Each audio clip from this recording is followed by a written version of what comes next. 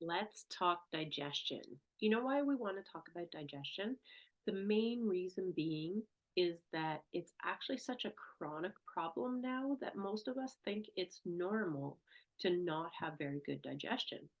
Unfortunately, the problem with that is it's actually the foundation of everything. So, whether it's something that you want to try and feel better about, improve your health, lose weight, gain more energy, if your gut health, what's going on in your stomach and your intestines and all of your digestive process is not functioning optimally, that won't happen effectively. So, you want to make sure that everything in your digestive system is functioning at its highest ability, and then everything else falls into place really well. This is the basis of your immune system. It's also said that everything we see out on the outside can be as a result of what's deep down inside of us, but the source of that is our gut. So we want to make sure that when we're trying to improve anything in our body, even our mind, we need to make sure that our gut, our digestion is working effectively. It all starts there. So let's get started. We're going to talk about some of the amazing things that our gut does for us, but all the simple, really simple things we can do to improve it. So, you often think of probiotics as what we need to do to improve our gut. And that's true. It is a very vital component, but there's a lot more going on there than just our probiotics. So we can talk about it. The probiotics are the beneficial gut bacteria that's in our stomach. And over time, if we're not feeding that, if we're not putting it back into our system, if we've done things that might be working against it, like taking um, prescription meds or especially antibiotics, we know that we need probiotics to go back in because in that those efforts to kill off any bad bacteria, we have also killed off the good bacteria. That's what the probiotics are and that's what they're doing. We all know that. So just think back to have any of those things been a factor, as well as with travel. Sometimes travel will be exposed to more bad bacteria than we would normally be used to, or if our immune system was down, we wouldn't be dealing with the bad bacteria as effectively as our body once might. And so all of these things will play a factor, especially if we're not eating foods full of good bacteria. These will all be a factor in diminishing it, and we may be lacking. And so you may want to look to a probiotic to stimulate all of that process, but there's other things we can be doing as well. The one thing I will say about probiotics that you want to be conscious of is that it's really helpful to move through different types of probiotics. So it doesn't always mean that one kind is more effective for you. And it also doesn't mean that you may not benefit from being exposed to different types of probiotics or you're exposed to different bacterias, and those over time will feed sort of a nice little environment of good bacteria for you. So switch through them. If you're taking one for a little while and you notice significant benefit, then that's great, but maybe still try another one because it may expose you to other beneficial bacterias. And don't be caught up in the probiotics that have very little number um, count for bacterias in it. Quite often, the higher counts will have a lot bigger price tag for it, but really the results will be much more effective. And if you find that at first, you're taking a really high quality probiotic and it feels like it's turning your stomach or something like that, just start slowly, but it still means that you probably are really going to need and benefit from these. You can also look to a lot of foods to help you here. And how this will be beneficial is because you can put them into your regular diet. Not only will they be more cost effective, but you can put them in a regular way where your body has the ability to take what it needs and not use what it doesn't, as well as get other nutritional value from these products. Now, we know that fermented foods, especially if you make the fermented foods yourself. You have the ability to control the ingredients that are in it. Those will help you feed your good bacteria. Now, when it comes to yogurt, we always think of yogurt as a great probiotic, but we're eating a lot of yogurt with sugar in it, which is kind of going to work against us because we're going to be feeding our bad bacteria with the sugar.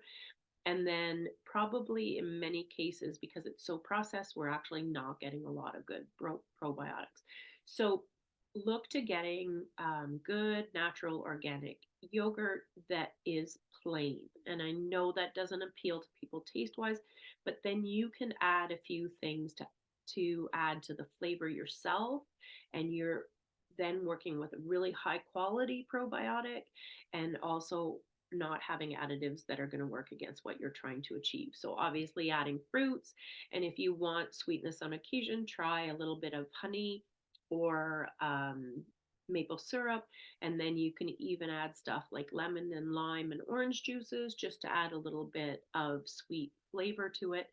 And then you still are working with that high quality yogurt that's going to give you all that you need.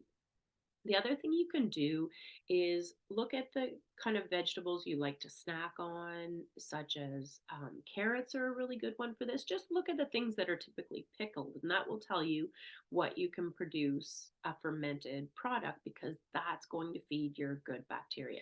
But if you make it yourself, you don't have to have the added sugars that are usually found in the prepared ones. So if you take stuff like beets, cucumbers, carrots, those are really good ones to start with. And then what you're going to do is you're going to mix or massage them. Obviously, you're going to chop them thin slices, however you want to do it. Massage them with a really high quality sea Himalayan type salt. And then you're going to put them in water. So, what you're going to use is about a teaspoon to 2 teaspoons per pound of vegetables. Massage them with the salt, put them in the water. You want to put them in a glass container where that they're covered. So you may find you need a weight on top. People often will use a little glass plate. You can even use a really clean stone or a bag of water on top because you want to leave about an inch of headspace so that the fermenting process will have some room to grow or expand, and you're going to leave this in a cool, well, room temperature cool um, space that's dark, and you're going to want to check it daily. But for about 3 to 10 days, leave those vegetables in that product covered, and then move them to the fridge when you want to slow down the fermenting process. And so if it's something like carrots, you're just taking out a couple sticks a day and eating them, and that's really going to give you your very natural probiotics and help to improve your gut. Now, where this goes deeper is there's kind of three areas that we are struggling with. And there's this term leaky gut that a lot of people are using, and no one really knows what it means. And so you just want to think of it like the wall lining of your gut is just not working effectively. It's not in a purely healthy form. A couple things can be happening where, because the cells in the wall lining are not as healthy as they could be, they're not taking in the nutrients that you need to take from the foods you're eating. So you're not getting a lot of value, which can also be a reason why your body's looking for more food all the time and you're feeling hungry all the time. As well as you can imagine that it's like the products are going through your system, even being absorbed through the lining of your system, and the rest of your body's not dealing with it well. And so we kind of see this in three different areas. You see it with proteins. So a lot of people have developed allergies or intolerances to proteins like that from dairy, like casein and lactose, and as well from carbs. So gluten is a really common one.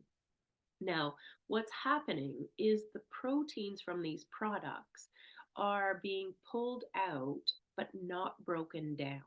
And so our body can sometimes perceive that as a foreign object that it needs to attack.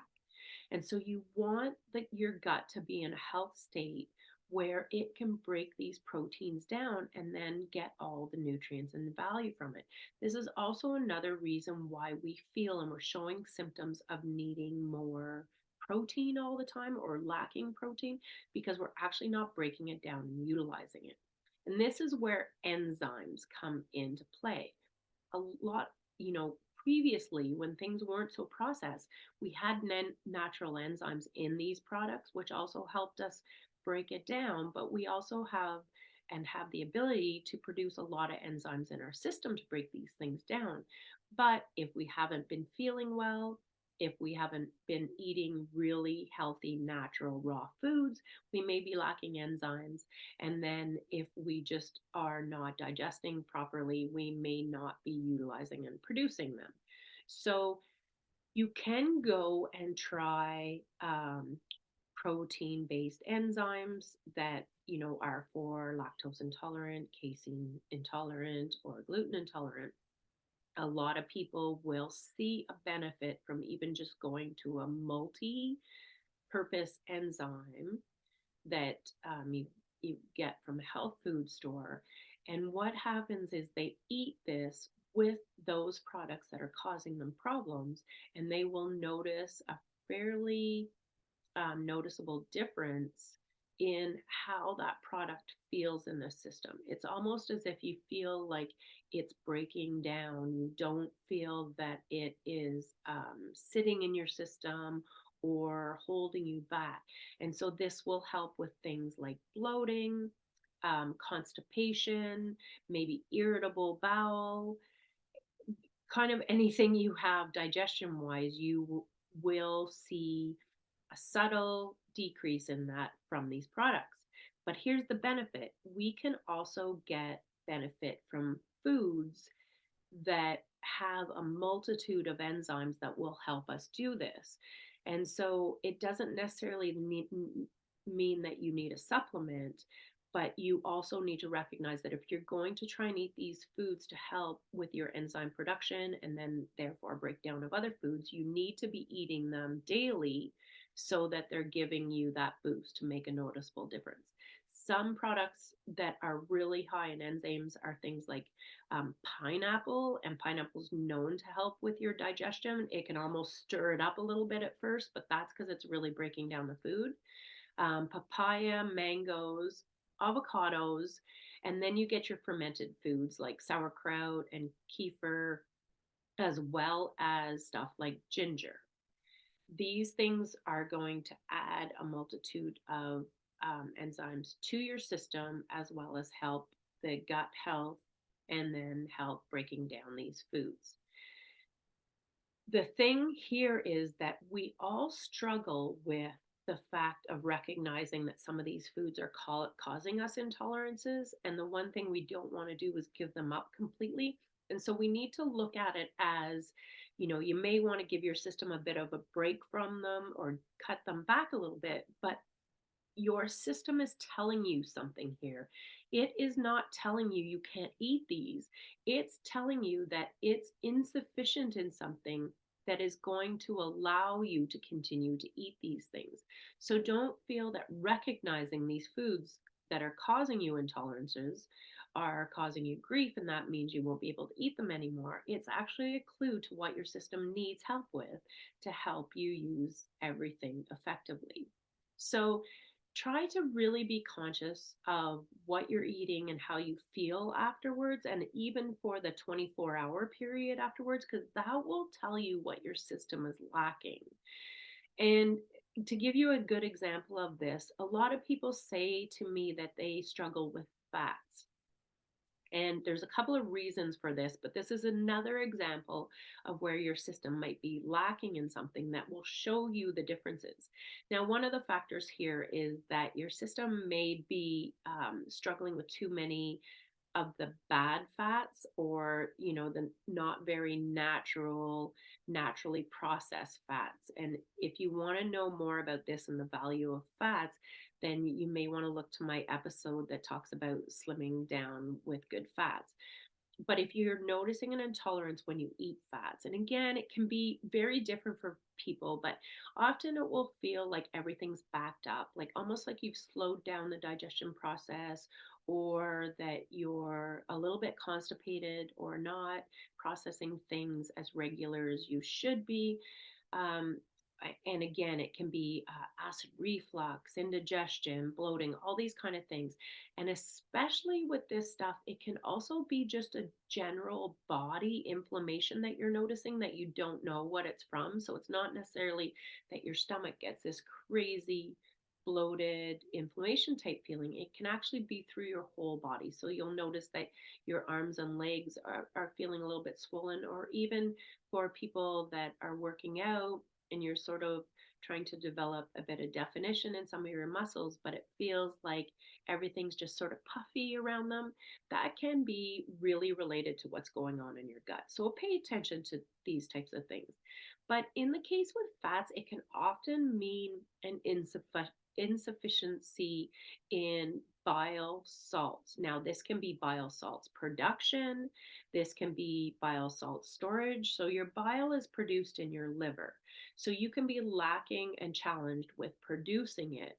It's stored in our gallbladder. So, we often think of an insufficiency in bile salts as something to do with our gallbladder, but it could be that you're actually not producing enough. So it's not the storage problem. It's actually more of a sluggish liver related problem where you're just not producing as much. Or maybe you're not sending a call for it. So a lot of things can be happening here. Obviously, if you've had your gallbladder taken out, then that's a pretty big factor that is going to affect this. But there's a lot of things you can be doing. Now, just like enzymes, there are bile salt supplements that you can take to sort of test this. It's going to be a very subtle, general improvement in feeling like these things are breaking down. There's certain foods that help promote bile salt production as well as help send the call for bile salt. So you'll have things like beets are really good for cleansing your liver, which will help. Anything that cleanses your liver will really help with bile salt production. So things like ginger, lemon, apple cider vinegar, turmeric, those are very helpful to your liver health, to cleaning it out, and that will help with its ability to produce bile salts. But then you also want to be in this case, and it sort of seems counterintuitive because the fats are giving you a struggle. So you'll be hesitant to eat fats, but you really want to be focusing on the good fats here, because not only will the good fats help with your liver health, they are going to send the signal to your body to produce more bile, which is going to help you break down fats. So imagine that you feel like you're struggling with fats. Focus on making sure that you're eating more of the good fats. And what I mean by that are the raw nuts and seeds, the cold pressed organic olive oils, coconut oils, avocado oils, and that you know that they're coming from a good source and not mixed in with other ingredients. So you can't really be sure of the source of those oils. And so they will then stimulate the bile production, which would also help you with other maybe less ideal fats that you might be eating. So when you're struggling with digesting fats, you want to be focusing on the healthy fats that will then help your bile production, that will then help you if your system is dealing with any other fats as well as stored fats, because it will help break those down. So it's a little bit of a brain twist on looking at these, but if you're not sure, just knowing or experiencing the added benefit of extra bile salts will tell you what's going on here. And so then the last thing I want to share with you is the concept, and it's become a little more mainstream with fitness and nutrition talk, is prebiotics. And really, what this is dietary fibers that you're going to get in your diet and that are going to go in and help bind to undigested foods in your system and flush those out. So imagine them almost binding, grabbing, hanging on to, and then when they're being processed, you get rid of these foods. It's a really significant factor that's going on in people's health and diets right now is that we're sitting with systems that are not only not flushing out foods, but they're not getting rid of these undigested foods that are then perceived by our body as toxins and are causing a lot of inflammation on our system. And if you even think of your gut health as if you have these things that your body doesn't recognize anymore or now recognizes as a toxin and it's sitting in your lining and your body's attacking it, trying to deal with it, that's going to hurt and attack your lining as well. So a lot of things happen here that really makes you want to focus on flushing these things out. And so I've mentioned the benefits of stuff like the apple cider vinegars and the citrus, the fresh squeezed citruses. These things can be very flushing.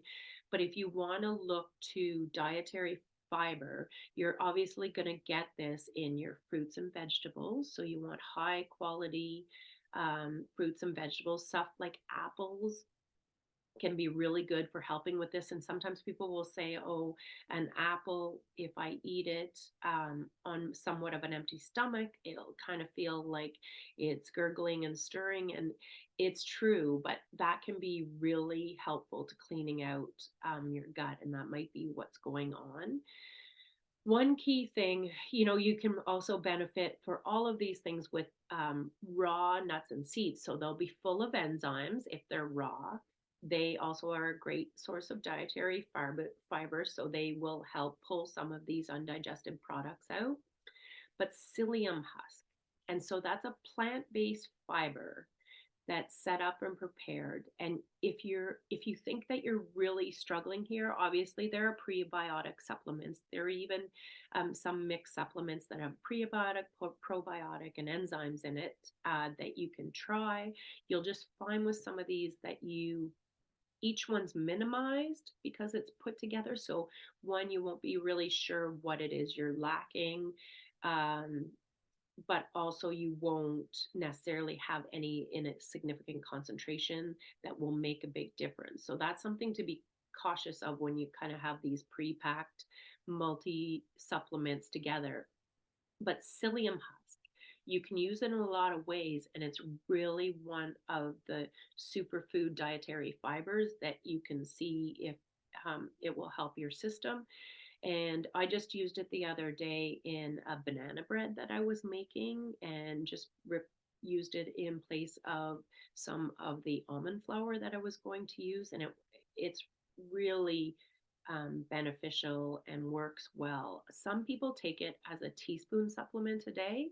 You want to be cautious of this because you're going to have to drink a significant amount of water and it can cause bloating feelings because it's going to absorb all the water, but it's also working to absorb the undigested particles in your system too. So, what makes it effective for what you're trying to do, you want to be conscious of the amount of water you're going to need to flush it out because it's also going to absorb that as well.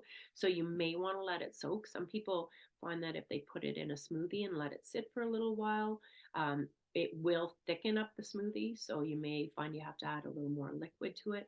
Or again, you can let it sit in a yogurt or use it in kind of an oatmeal granola type product, but you want to let it sit, absorb all the liquid first.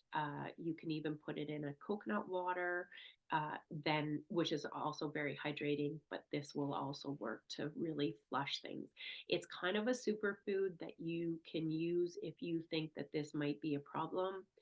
And the last thing I'll leave you with all of this is that truthfully, it's quite common that we're dealing with insufficiencies in all of these areas because poor gut health is a common problem across the board. So what you might find is that there's just a little bit of a challenge you have in all of these areas, but some of the solutions have commonalities. So you obviously want to be eating your fruits and vegetables. You want to be adding your good fats to it, and then you want to be looking for fibrous ways to help flush these things, as well as natural ways to detox, um, and help. Obviously, hydration and water are a big part of that, and you're going to start to feel a huge benefit in all of this. The other thing I will add to all of this is making sure that you have a significant time in the evening, as well as not rushing to eat and have some heavy dense foods first thing as soon as you wake up, or just dehydrating your system with a lot of coffee and tea. Those will help all of this and your gut heal, as well as making sure that you have, if you're, say, eating 3 meals a day, look to take out those snacks, because that time in between is not only where you're allowing um, the insulin call to decrease, you're allowing your gut and your intestines to heal. So it has time to process what's going on, flush what's in your system, and then recover in order to eat for the next meal that you're going to have. So those rest periods, as well as substantial amount of rest to your whole system, can also really help with your gut health. If you do these efforts and start to feel and notice a difference in how things are processing through your system, you're actually building the and rehabilitating your whole foundation for health. This is where your immune system really exists. So it is going to start to really radiate into all aspects of your health. And this is where you take in all vitamins and minerals from everything you eat. So it's also your multivitamin center. It's really important that you look and are conscious of all the little symptoms that go on. It's also can be said that what's going on in our skin is representative of what's going on in your gut. You can think of the inside of your gut is like your skin turned inside out. So you can watch for all of these things to know what's working and what might be something you want to pay more attention to. But the truth of the matter is, we are meant to feel healthy. We are meant to process our food regularly all day long, every day. We are not meant to deal with bloating and indigestion and acid reflux. Those are telling you that something's wrong, that you can make little changes to improve your system, and that will transfer into all aspects of your life. So take your gut health seriously. You have the ability to enjoy all foods out there. And if you're struggling to do so, your gut's just asking for a little more help. Love your gut, and I promise you it will love you back.